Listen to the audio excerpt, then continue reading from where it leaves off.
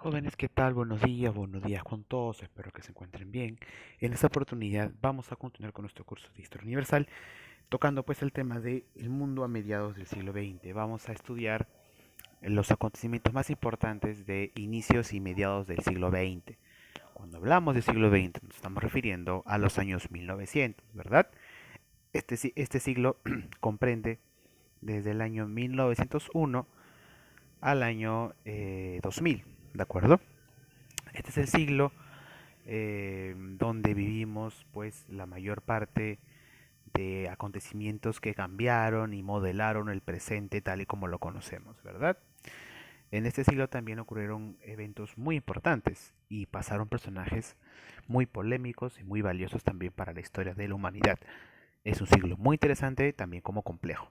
Los cambios ocurridos en este siglo van a marcar para siempre la historia de la humanidad y van a determinar y moldear, como les decía, el presente tal y como lo conocemos.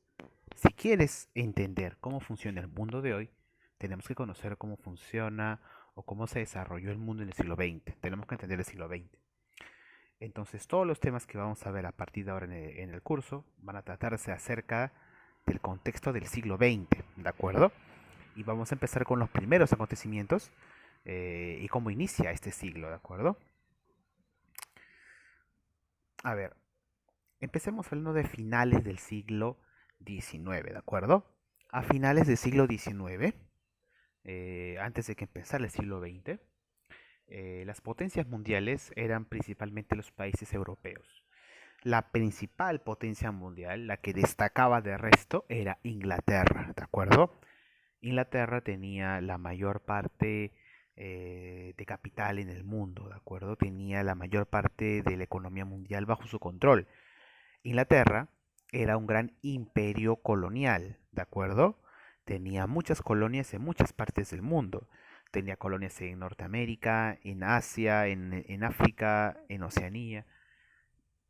¿Cómo será o cómo habrá sido de imponente este imperio? Que imagínense, el 22% del territorio mundial le pertenecía a Inglaterra y las otras áreas estaban bajo su control. Prácticamente el mundo era de Inglaterra, porque si no negociabas con Inglaterra, eras parte de Inglaterra. Así de importante era, jóvenes. Hoy en día, en nuestro siglo XXI, en nuestro tiempo, la potencia mundial dominante es Estados Unidos, ¿verdad? Y China le hace pues competencia, ¿no? Esas son las potencias mundiales. Pero en esta época, la potencia mundial que destaca sobre el resto era Inglaterra. Imagínense que en esta época Inglaterra era mucho más poderosa y mucho más influyente que lo que hoy es Estados Unidos o China. Es como que juntas a Estados Unidos y China y lo vuelves un solo país. Ya así era Inglaterra en esta época, así de imponente y de importante. Tenía colonias en todo el mundo, tenía control, tenía bajo su control a las rutas comerciales más importantes y prácticamente había invadido pues a la mayor parte de países en el mundo. Era realmente pues el imperio más grande que tú te puedes imaginar, ¿de acuerdo? El mundo estaba bajo control de los ingleses. Después le seguían otros países que también eran potencia y controlaban algunas partes del mundo, como Francia, como Alemania, como por ejemplo Bélgica que tenía algunas colonias, eh, y por ahí pues Rusia, ¿no? Los países europeos tenían colonias en muchas partes del mundo, se habían expandido de una manera pues imperialista, ¿no? La mayor parte de colonias las tenía pues Inglaterra, como te decía, Inglaterra tenía colonias en Norteamérica, en Asia, en África, eran parte de su territorio. El otro país, la segunda potencia mundial en esta época, era Francia. Francia tenía colonias en el norte de África, en el Caribe también y algunas partes de eh, el sur de Asia, ¿no? Como Indochina, como Vietnam. ¿De acuerdo? Controla algunas partes del mundo también. Alemania tenía muy pocas colonias, pero tenía un poder económico muy importante. Tenía colonias en el centro de África, lo que hoy conocemos como Tanzania, como Camerún. ¿De acuerdo? Entonces, este era el mapa, más o menos, esta era la realidad mundial de finales del siglo XIX. Como estos países europeos habían desarrollado mucho su tecnología industrial, se habían expandido por el mundo conquistando colonias, ¿de acuerdo? Y habían ganado muchas colonias. Aquí vemos una caricatura de la época, ¿no? A las principales potencias peleándose y pujando entre sí, ¿no? Porque era una competencia entre todas las colonias, entre todos los imperios, perdón. Entonces, las principales potencias estaban en Europa. Estas potencias mundiales eran imperios que tenían colonias en muchas partes del mundo. Cada imperio tenía sus propias colonias. Inglaterra tenía sus colonias en Norteamérica, en Asia, en Oceanía, en África. ¿De acuerdo? Igual Francia tenía colonias en Norte de África, en Asia. Alemania tenía colonias en África, Bélgica tenía colonias en África, y así, ¿de acuerdo? Cada imperio tenía colonias en muchas partes del mundo. ¿Por qué los imperios, que eran países europeos, tenían tantas colonias? Porque en Europa no hay muchos recursos naturales. Entonces, como tenían ellos el dinero y la tecnología, decidieron invadir muchos países para extraer sus recursos. Por ejemplo, en Inglaterra no hay petróleo, en Inglaterra no hay carbón, en Inglaterra no hay minerales. ¿Con qué van a extraer y con qué van a producir todos sus implementos, sus productos, sus armas? ¿Con qué lo van a hacer? Si allá no tienen, tienen que salir al mundo. Entonces los ingleses, por ejemplo, con su tecnología, iban a Canadá, iban a Oceanía, iban a Sudáfrica y ahí extraían todas las minas. Y la población local, como eran indígenas, como era gente que no tenía ningún estado fuerte, ningún ejército para hacerle frente, simplemente se sometían a los ingleses. A los ingleses tenían colonias pues en todos lados del mundo. Australia era una colonia de Inglaterra. La India era una colonia de Inglaterra. Sudáfrica era una colonia de Inglaterra. Canadá era una colonia de Inglaterra. Eran países gigantes, extensos y muy ricos. Y como dato curioso te digo que esos países que te he mencionado que eran colonias de Inglaterra hablan el inglés. Por eso que el inglés es el idioma universal, porque por muchos años la mayor parte del mundo hablaba inglés, porque las colonias de Inglaterra en todo el mundo eran muy extensas. En Australia hablan inglés porque eran colonia de los ingleses. En la India hablan inglés también porque eran colonias de los ingleses. En Sudáfrica hablan inglés también porque eran colonias de los ingleses, igual que Canadá. ¿No? Cada país que ha sido su ex colonia habla ese idioma, ¿no? Por eso que el inglés está en todo el mundo. Pero bueno, después estaba Francia, que era otra potencia importante que tenía sus colonias en África. Lo que hoy es el norte de África, ¿no? Lo que hoy es Argelia, Marruecos, ¿no? Eh, Libia eran colonias francesas. Ahí hablan francés también. Eh, y muchas partes del Caribe también, muchas pequeñas islas. Entonces los franceses iban a esas colonias, extraían sus recursos y se lo llevaban a Francia y convertían eso en productos, en armas, en lo que necesitaban. Y así cada imperio hacía lo mismo. Entonces, a finales del siglo XIX e inicios del siglo XX, este era el mapa del mundo, ¿de acuerdo? Ese era el contexto mundial. Las principales potencias europeas tenían colonias en muchas partes del mundo y en esas colonias extraían sus recursos para que ellos se hicieran mucho más ricos, ¿no? Lo explotaran, lo industrializaban y lo comercializaban en el mundo, ¿no? Por eso que eran países muy importantes y muy ricos. Listo. Pero, como había muchas potencias que peleaban entre sí como era una especie de competencia mundial, ¿no? Entonces, un grupo de potencias que no tenían tanto como las demás otras, que eran las potencias de segundo orden, estaban un poco eh, ¿cómo llamarlo? Un poco piconas, ¿no? De las principales potencias. Así que países que eran potencia mundial, como Alemania y como Italia, que tenían un poquito menos que los ingleses, empezaron a hacerle competencia. Y empezaron a crecer mucho más, empezaron a invertir más en tecnología, a tener un mejor ejército, a querer ganar un poco más de influencia. Entonces los ingleses vieron eso y dijeron, oye, hay que tratar de, no vamos a permitir que los alemanes o los italianos crezcan más, porque nosotros somos las potencias. Entonces hay que tratar de aminorarlos o tratar de que no sigan creciendo. Entonces, durante el finales del siglo XIX e inicios del XX se dio una competencia mundial entre las potencias. Cada potencia se peleaba, pues cada colonia se peleaba, pues ganar una ruta de comercio, se peleaba por problemas diplomáticos y estaban en constante competencia para ver quién producía más. Alemania producía 2 tanques, Inglaterra lo veía y producía 5. Luego Alemania producía un submarino, Inglaterra lo veía y producía 10 submarinos.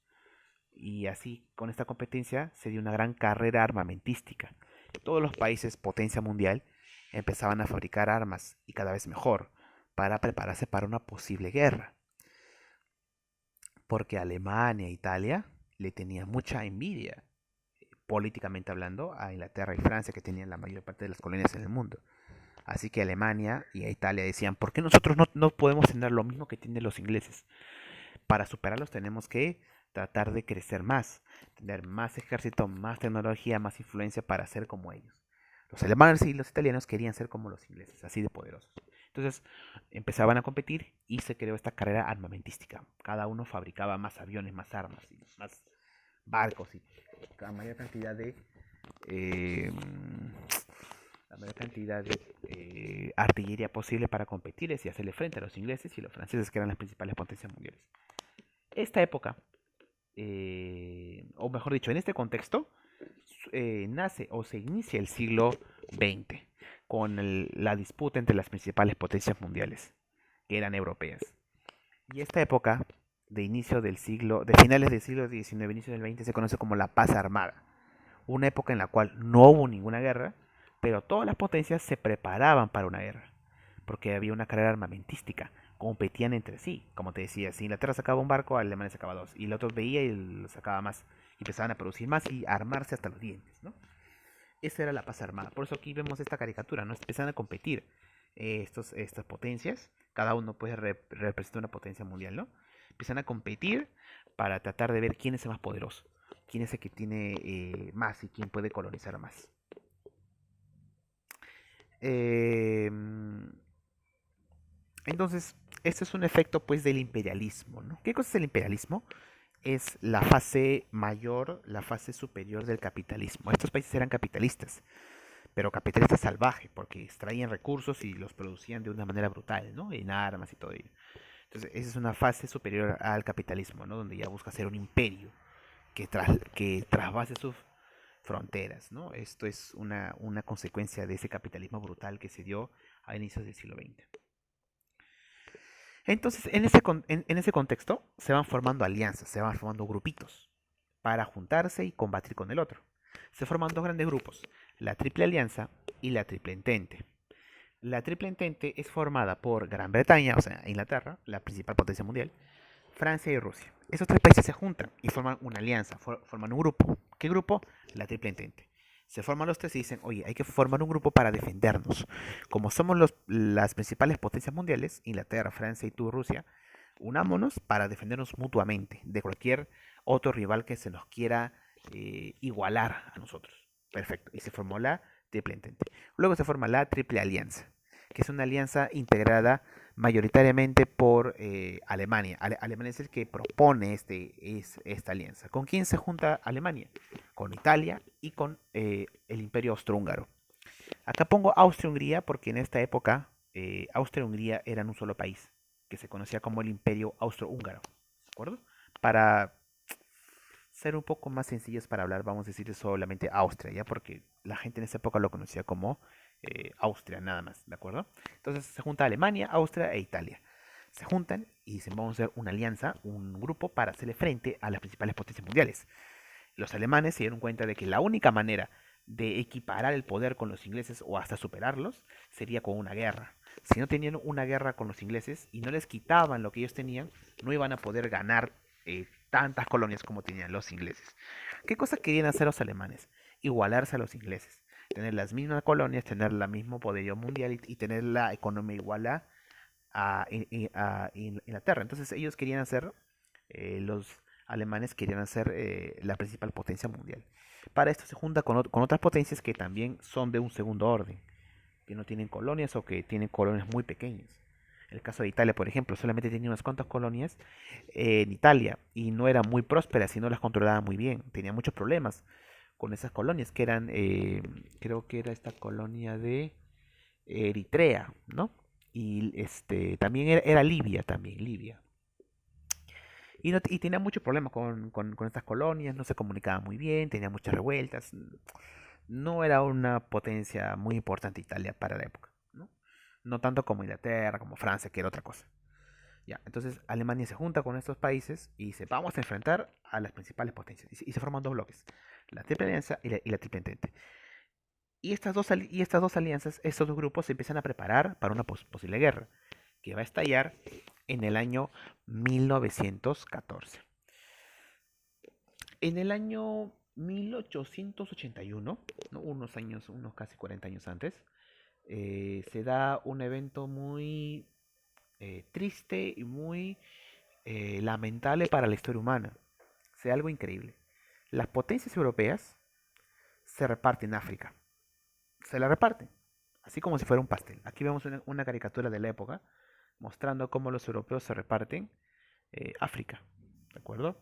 Ellos hacen una conferencia en Berlín, en la capital de Alemania. Se juntan los cancilleres y los principales primeros ministros de las potencias mundiales, las potencias europeas, ¿no? Estaba Italia, Bélgica, España, Francia, Portugal, ¿no? Estaban todas las potencias europeas, o las que tenían colonias, o tenían problemas para colonizar África, ¿no? El continente africano.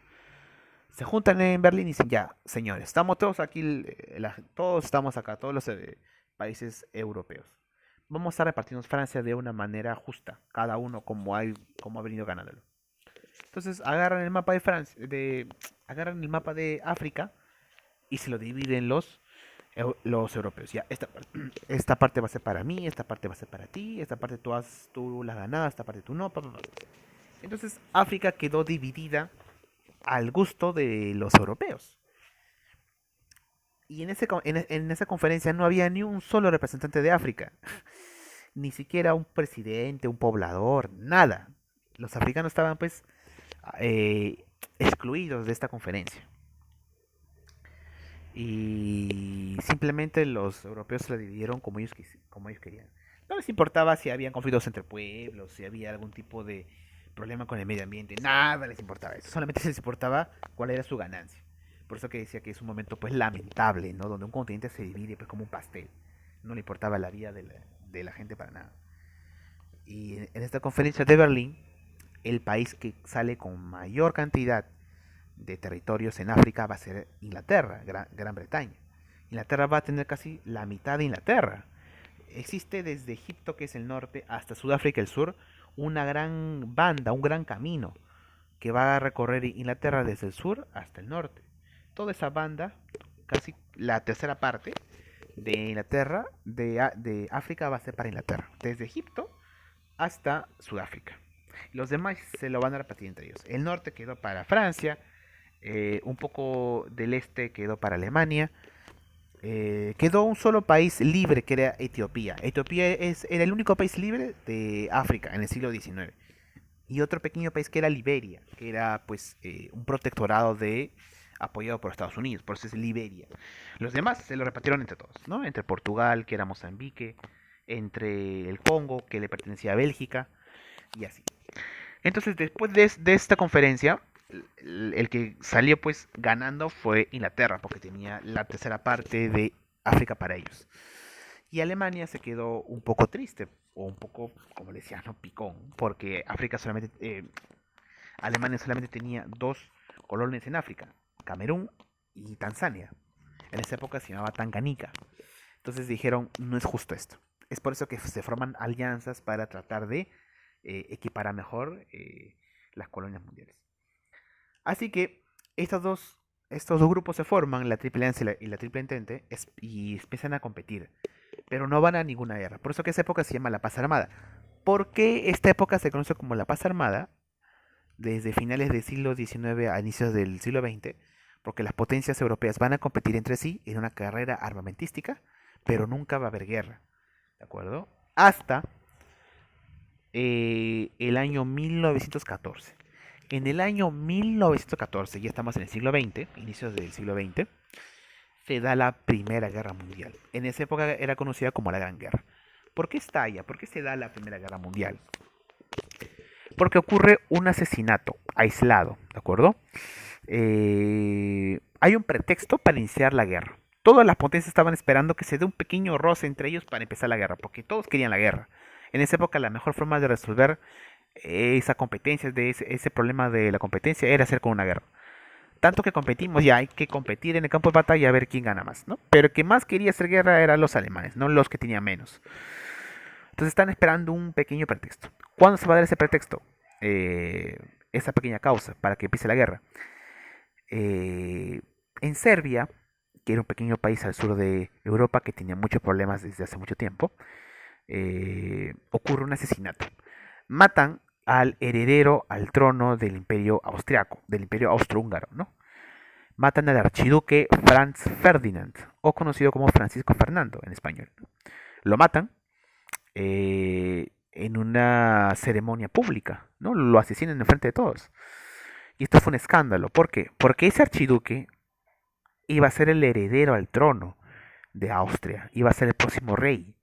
Entonces prácticamente mataron al próximo rey. ¿Y por qué? ¿Cómo sabían que iba a ser el próximo rey?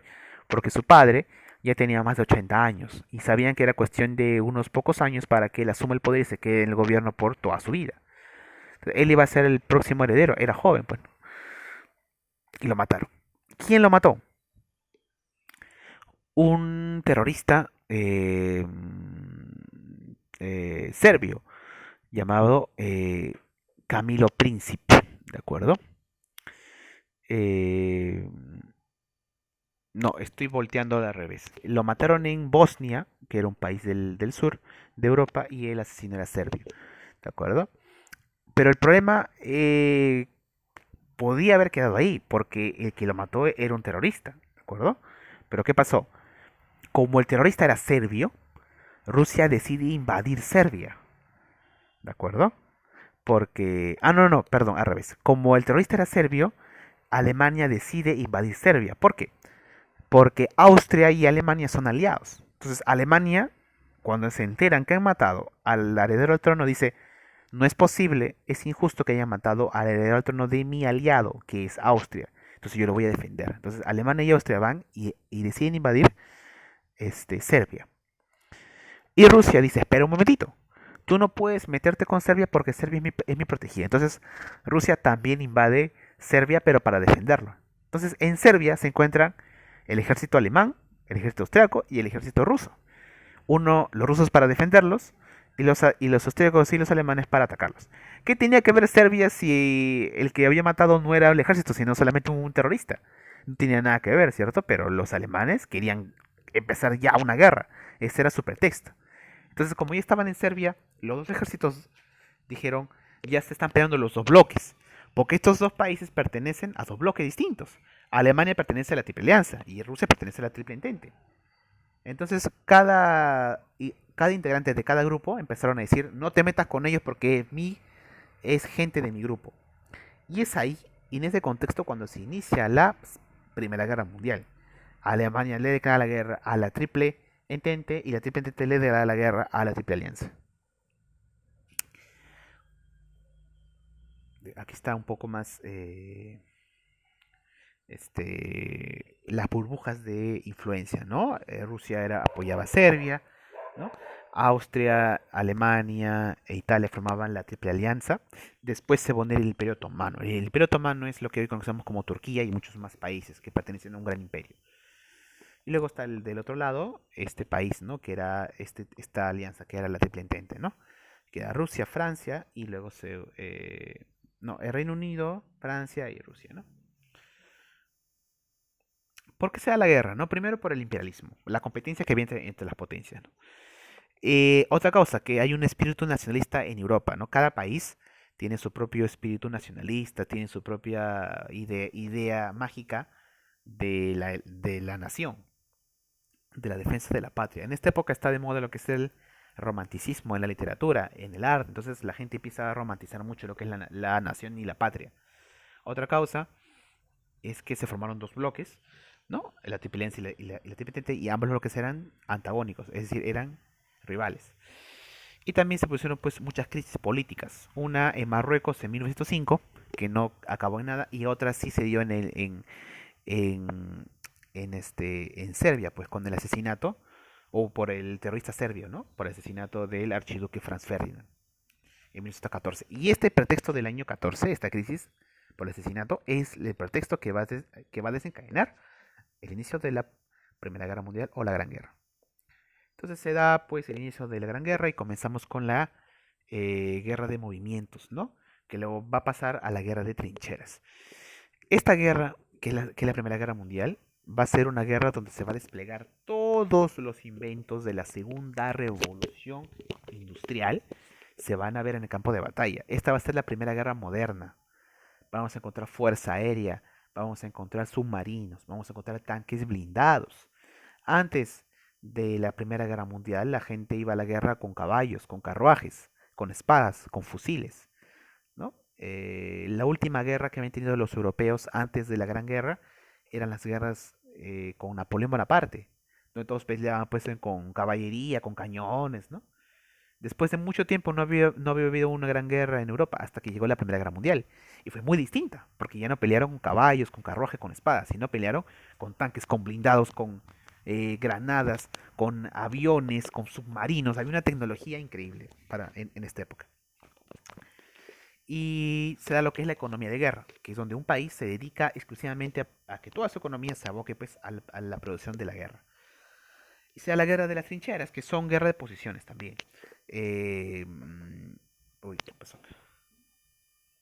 Se da la guerra de las trincheras. ¿Qué cosa es una trinchera? Una trinchera es un hoyo en la tierra, que es como una barrera, donde los soldados se internan dentro de la trinchera y empiezan a ver cada posición y empiezan a chequear cada punto estratégico. Cuando su general les dice, salen de la trinchera, atacan y luego se echan. Luego construyen otra trinchera más adelante y así van avanzando.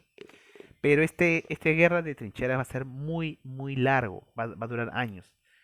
Y los soldados aquí se van a pues deprimir, se van a tener que tener una vida pues terrible, viendo cómo todos los días a su costado gente fallece, porque en estas trincheras ahí es donde vivían, ahí comían, ahí tenían que hacer sus cosas, sus necesidades, ahí dormían también.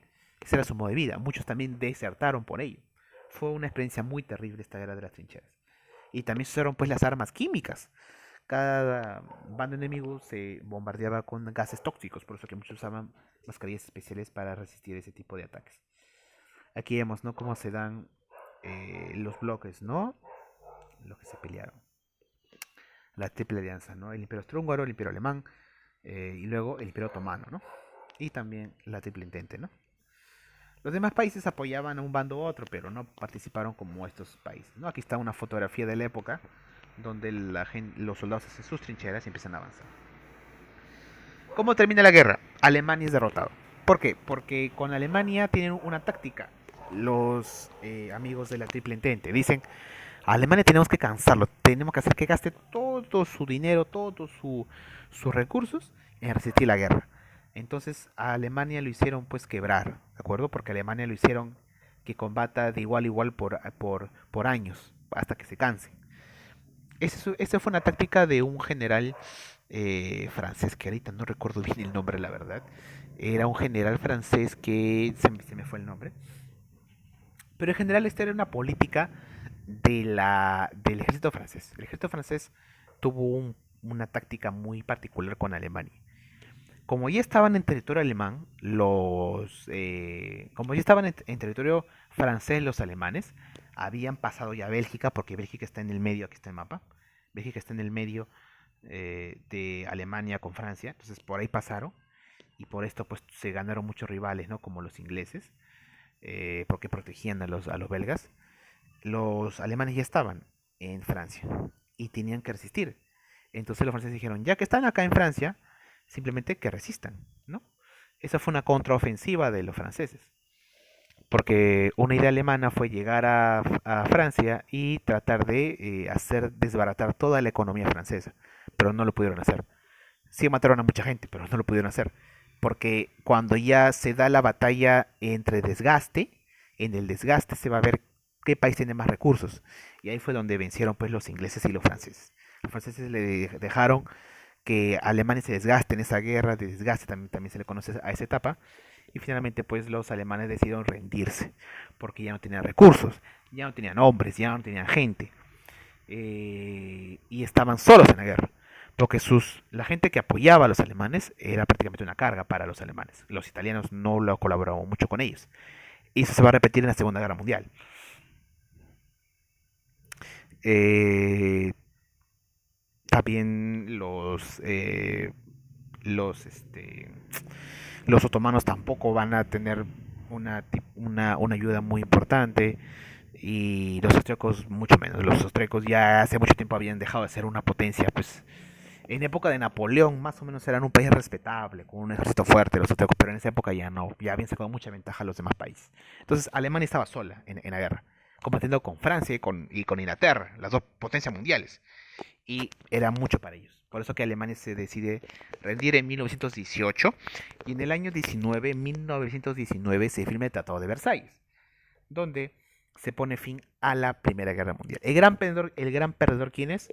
Alemania. Alemania se queda pues con todas las leyes en su contra. A Alemania le obligan a pagar los gastos de guerra.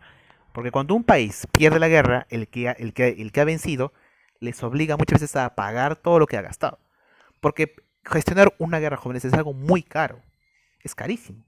Prácticamente todos los recursos de un país se van en una guerra. Entonces, los alemanes, no, todos los vencedores, los de la Triple Entente, se van a Francia, a Versalles, una ciudad muy cerca de París. Se van a Versalles y ahí hacen un congreso, una conferencia.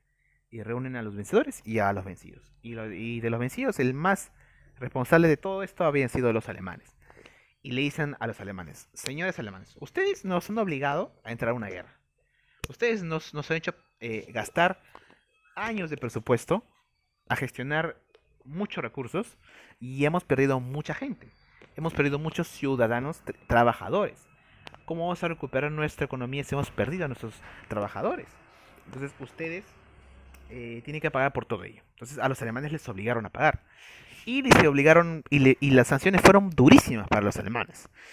Y los alemanes pues se quejaron porque dijeron, todo lo que nos dijeron para que nos rindiéramos, ahora lo están cambiando. Cuando los alemanes les dijeron para que se rindan, les dieron otras condiciones. Pero un año después, ya las sanciones eran mucho más duras. Entonces fue un gran problema este que va a desencadenar que no se solucione el problema de la Primera Guerra Mundial. Porque el Tratado de Versalles no fue respetado por los alemanes. Y años después, en la década de los años 20, de los años 30 del siglo XX, ya no vas a encontrar pues a Alemania cumpliendo con el Tratado de Versalles. ¿Por qué? Porque en los años 30 en Alemania, hablamos acá del año 1919, para el año 1930 en Alemania ya no van a querer reconocer nada del Tratado de Versalles. ¿Sabes por qué? Porque Alemania va a llegar Adolfo Hitler. Y Hitler va a ser un reaccionario. Él no va a querer pagar nada. Él no va a reconocer nada del Tratado de Versalles. Y eso va a desencadenar que luego se produzca otra guerra, la Segunda Guerra Mundial, por los problemas del Tratado de Versalles, porque Alemania no quería reconocer nada. Mientras tanto, jóvenes, mientras se daba la Primera Guerra Mundial, eh, ocurrió otro evento al mismo tiempo. Otro evento muy importante. Se dio la Revolución Rusa. ¿Qué cosa es la Revolución Rusa? Vamos a explicar la Revolución Rusa en términos sencillos, ¿sí? Para no hacer muy larga la clase, porque hablar de la Revolución Rusa, jóvenes, es hablar horas de horas de horas. Podemos hacer un curso entero hablando de la Revolución Rusa y no terminaríamos. Así que vamos a explicarlo en términos muy sencillos. Mientras ocurría toda la guerra, mientras en Europa se estaban peleando, se estaban matándose en las trincheras, Rusia tenía que apoyar pues a su equipo. El equipo de Rusia, ¿cuál era? La Triple Entente, ¿no? Que era con Inglaterra y con Francia. Perfecto. Pero había un detalle. Los ingleses y los franceses habían sumado a su equipo a Rusia porque era un país importante, era el Imperio Ruso, que tenía un ejército pues muy grande en número, pero en tecnología estaban muy atrás con respecto a los ingleses y a los franceses. Como te decía, en la Primera Guerra Mundial, los ingleses y los franceses van pues con tanques, con acorazados, con submarinos, con aviones. Es la primera guerra en el mundo que se usa pues aviones, ¿no? Antes no se había usado, antes nunca. En cambio, los rusos, ¿con qué fueron a la guerra? ¿Con submarinos, con tanques? No. Los rusos fueron a esta guerra a defender a su equipo, pues, ¿no? A su triple entente, con caballos.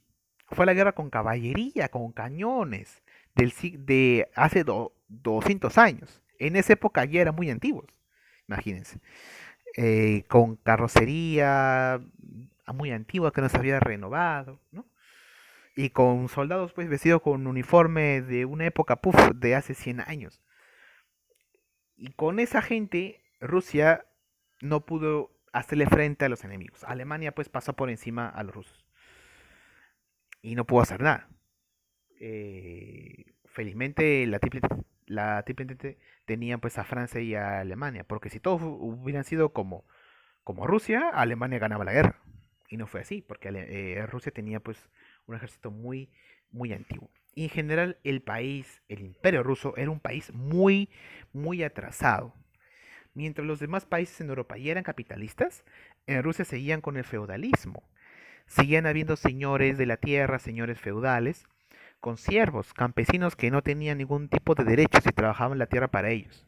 Vivían en Edad Media, así como tú ves en la época de los castillos, de los corceles, de los caballeros, así vivían los rusos. Tenían un rey que le llamaban el zar Nicolás II, ¿de acuerdo? Él era rey en Rusia, en el Imperio Ruso, le llamaban el zar de Rusia.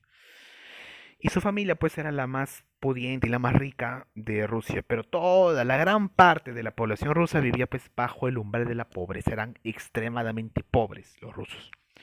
¿De acuerdo? La gente no tenía dinero, los campesinos no tenían ningún tipo de recurso, no tenían ni propiedad ni siquiera, y había un gran atraso con respecto a las demás potencias.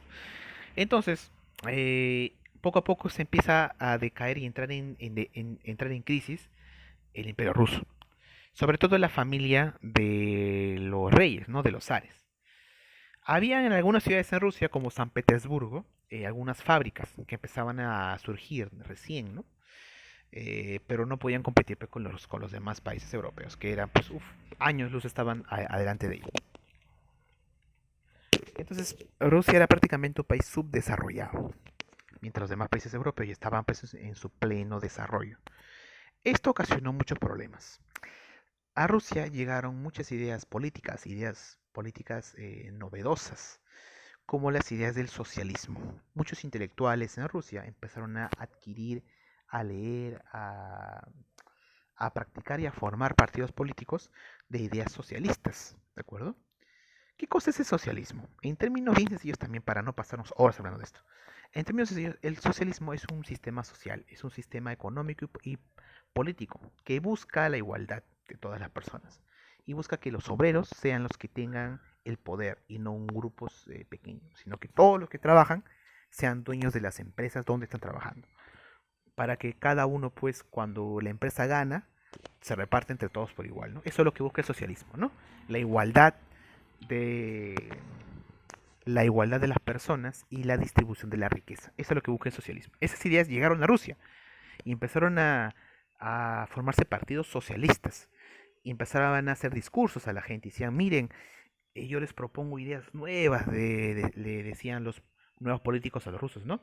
Donde los obreros se rebelen y lleguen al poder y toda la ganancia de la empresa sea para nosotros, ¿no? Y la gente le gustó mucho esas ideas, pues, en Rusia.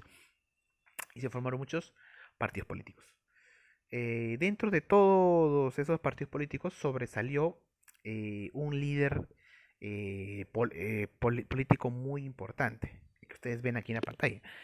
Este señor se llama Vladimir Ilich Ulyanov, más conocido como Lenin, ¿de acuerdo? Él fue el gran gestor de la Revolución Rusa. ¿Por qué? Porque él era un gran político. Él juntaba a las masas de campesinos, de obreros y les decía, ustedes no tienen por qué estar aguantando lo que les diga el zar, ustedes no tienen por qué ser explotados en las fábricas, tenemos que rebelarnos, llegar al poder y hacer un estado socialista para que todos tengamos la misma cantidad de recursos, ya no haya ni pobres ni ricos. Esa era la idea de Lenin. ¿Y qué creen? Mucha gente lo siguió. Uf, era un líder muy popular. Así que en el año 1917 se da la Revolución Rusa. ¿Qué cosa es la Revolución Rusa? Es la época en la cual Rusia le dice adiós a los zares. Grupos de socialistas encabezados por Lenin van a crear un nuevo Estado, el Estado Socialista de Rusia. Eliminan la monarquía, eliminan el poder del rey y se convierten en una república.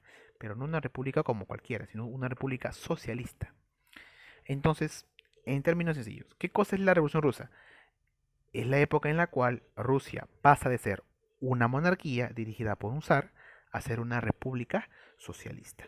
se crea la Unión Soviética, ¿de acuerdo? Mediante la Revolución Rusa se crea la Unión Soviética.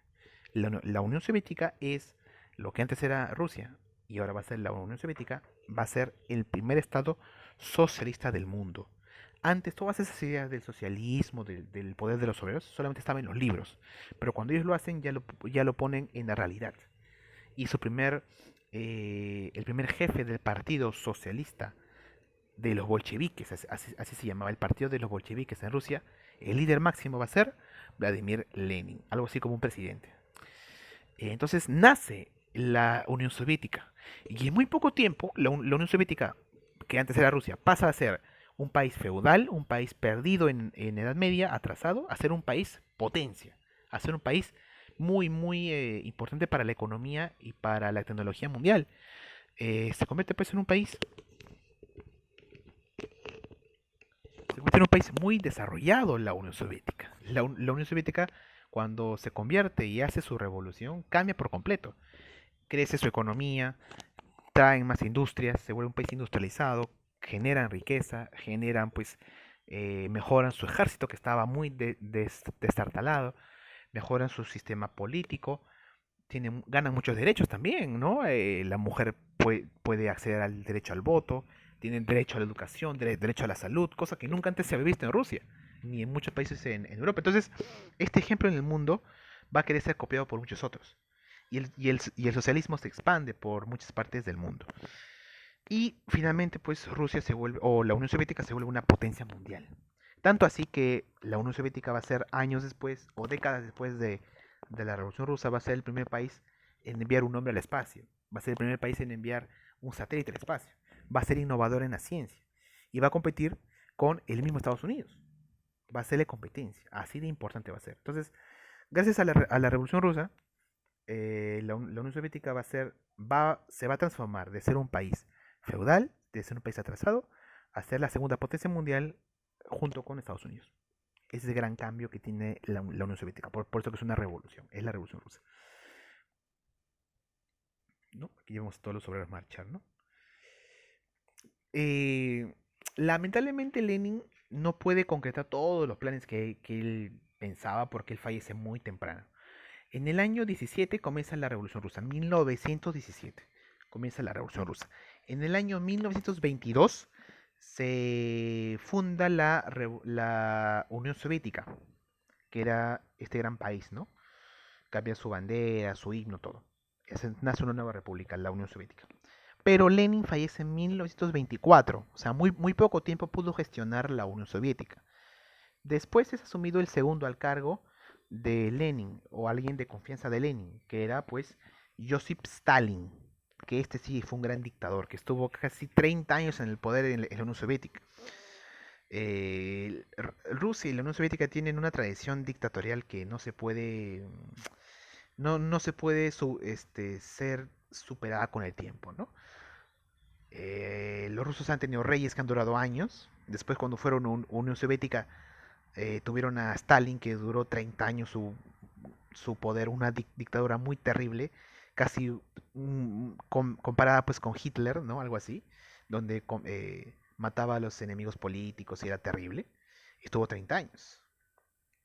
No había oposición ni nada. Entonces Rusia no ha dejado atrás esa costumbre, ¿no? Y hacemos un pequeño paréntesis y un ejemplo con la actualidad.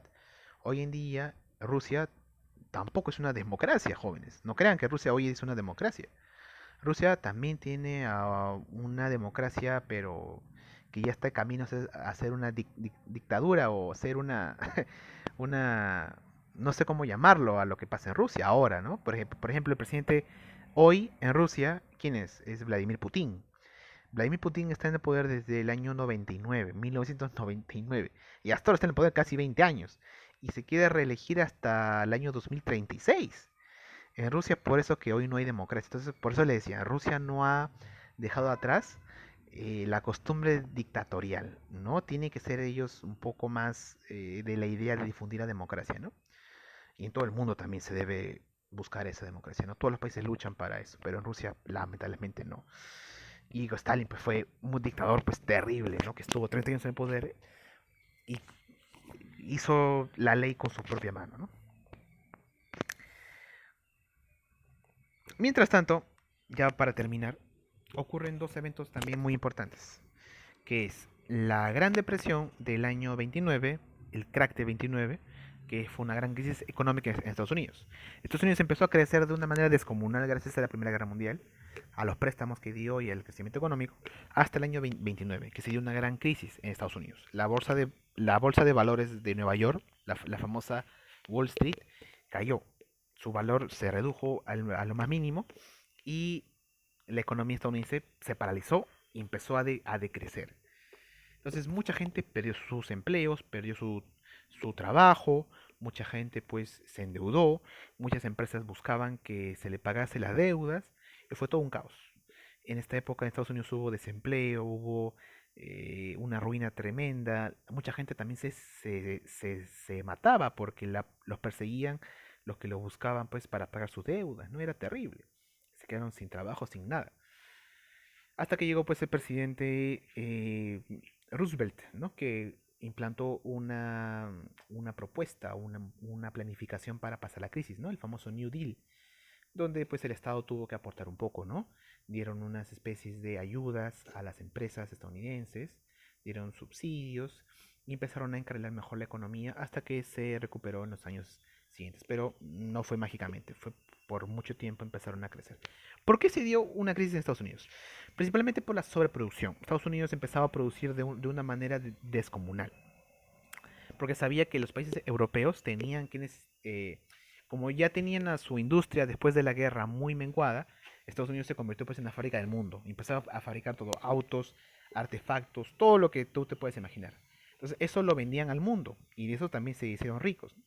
Pero al haber sobreproducción, muchos productos ya no se podían vender porque ya estaba pues estaban en sobredemanda, ¿no? Entonces es un ejemplo, a ver, la gente necesita, por ejemplo, hay dos personas que quieren comprar dos pares de zapatos, ¿de acuerdo? Solamente dos personas quieren comprar dos pares de zapatos. Pero tú fabricas 10 pares de zapatos. Abres tu negocio, vendes los dos pares de zapatos y te quedas con 8 pares de zapatos sin vender.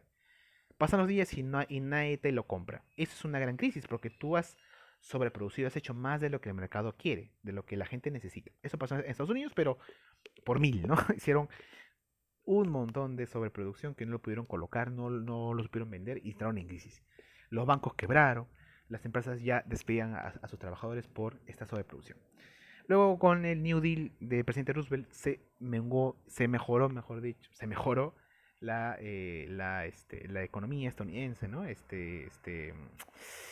Y se pudo pues superar y equiparar de nuevo a la economía mundial. Después de esto, llega un gran evento al nivel histórico, que es la aparición del fascismo, el nazismo en Europa y la Segunda Guerra Mundial, pero eso ya lo vamos a ver la próxima semana. Así que atentos a la siguiente clase, jóvenes. Entonces, hasta aquí vamos a llegar, espero que se haya podido comprender y nos vemos la próxima semana. Hasta luego.